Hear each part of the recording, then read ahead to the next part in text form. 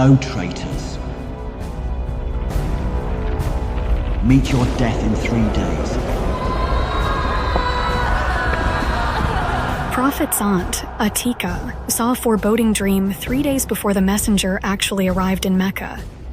People began to sense something big awaited them.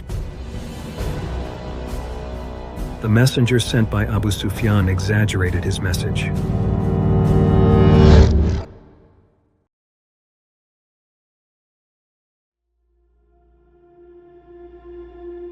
The biggest caravan ever was being led by one of the chiefs of Mecca, Abu Sufyan, all the way to Syria. Every house from Mecca had a share in it. It also carried the newly acquired wealth of the Muslims who were forced to leave it behind when they migrated to Medina.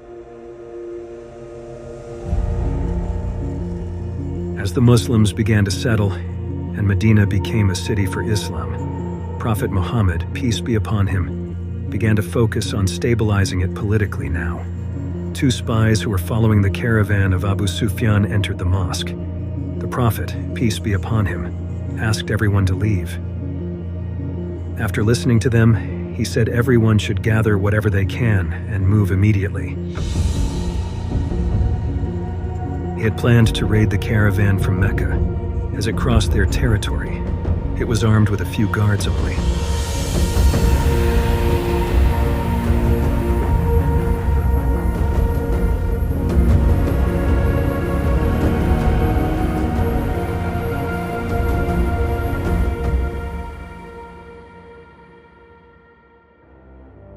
I am certain we are being tracked.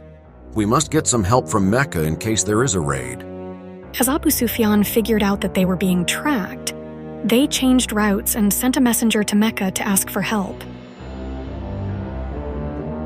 Run as fast as you can. Tell them to send help, for we are being tracked by Muhammad and his followers. If they manage to loot us, every house in Mecca will lose its wealth. O traitors, meet your death in 3 days. Prophet's aunt, Atika, saw a foreboding dream 3 days before the messenger actually arrived in Mecca. People began to sense something big awaited them. The messenger sent by Abu Sufyan exaggerated his message. O Quraysh, your caravan, your property is being attacked by Muhammad and his companions. The Quraysh felt so angered by the dramatic plea that they began rallying for an army.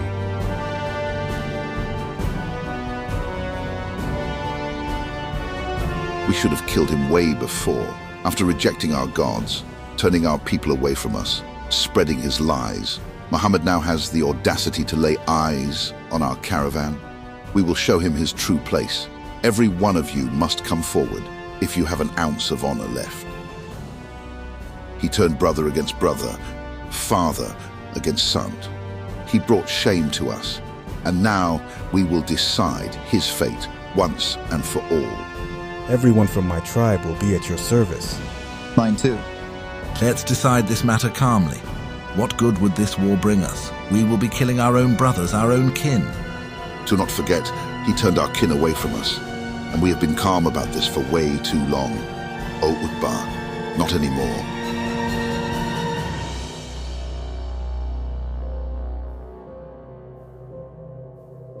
We heard you are not coming with the army? There is another man fighting on my behalf. This is your gift, O Umayyah. You will be cooped up in your house. You might as well perfume yourself while we carry our swords with no fear. I will come. Whoever was hesitant in joining the army, Abu Jahl would provoke or embarrass them enough that they would change their mind. The Quraysh set out with the largest army ever in the history of Arabia. There were 1,300 men, armed with the best weapons. They had plenty of resources to feed the army. And so, they began marching towards Medina. Abu Sufyan moved the caravan's route and avoided the Muslim attack. We've thrown them off. They are no longer tracking us. That was close. Glad that we are safe now.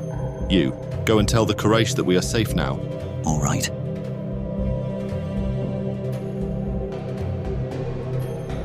I have a message from Abu Sufyan. He is saying that the caravan is safe now. Let us all go back now. There is no need to continue now. The caravan is safe. So we will go to Badr and stay there for 3 days. We will drink our wine, have women sing for us, and let the Arabs hear that we are a strong and mighty nation.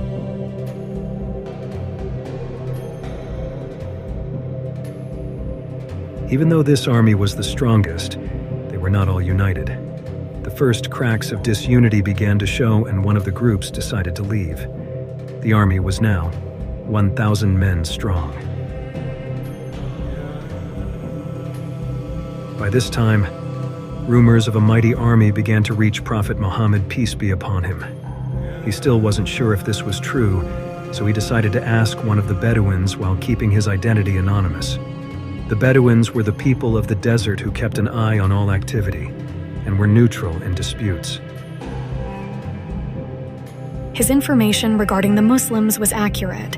Hence, they believed whatever he told of the Quraysh army, confirming that indeed they had left from Mecca and were soon to reach Badr. The companions also caught 2 slaves from the Quraysh army.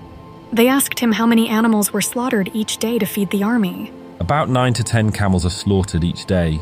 This meant that the army was at least 1,000 men strong. Some of the companions became tense, because none of them had come with the intentions of a war. They didn't have armors or grand weapons, nor did they have animals.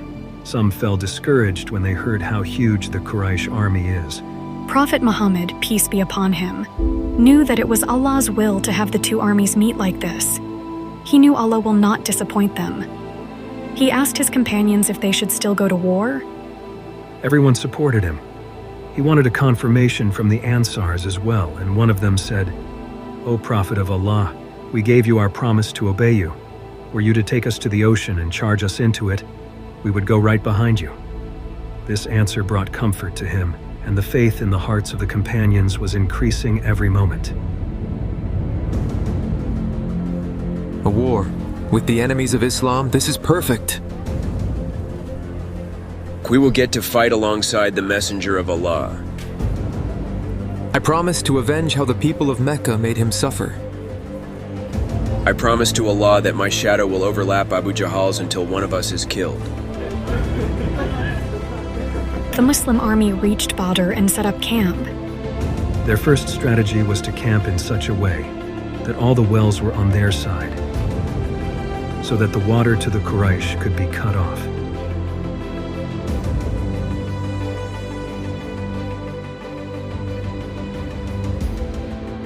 One of the companions said, "I have never seen anyone pleading more than when I saw Prophet, peace be upon him, plead to Allah on the night of Badr. He spent the whole night praying, asking Allah to help them, to protect them, to make them defeat the army that was almost triple in their size." It began to rain. A slow rain which comforted and purified the Muslims. They fell asleep. Then after distress, he sent down serenity in the form of drowsiness overcoming some of you, while others were disturbed by evil thoughts about Allah, the thoughts of ignorance. The Quraysh reached Badr as well and spent the night celebrating. They thought with an army as mighty as theirs, nothing could defeat them. Their pride and arrogance was so intense that they didn't consider losing even a remote possibility. They were oblivious, delusional. Some of them were scared, though. They knew they had done a lot of unfair things and could feel that the time for accountability was close by. As the night went by, Prophet, peace be upon him, prayed to Allah, for tomorrow was to be a very important day. A small army, equipped with nothing but an unyielding faith and spirit, was to meet a very large, powerful army. The Battle of Badr was about to happen.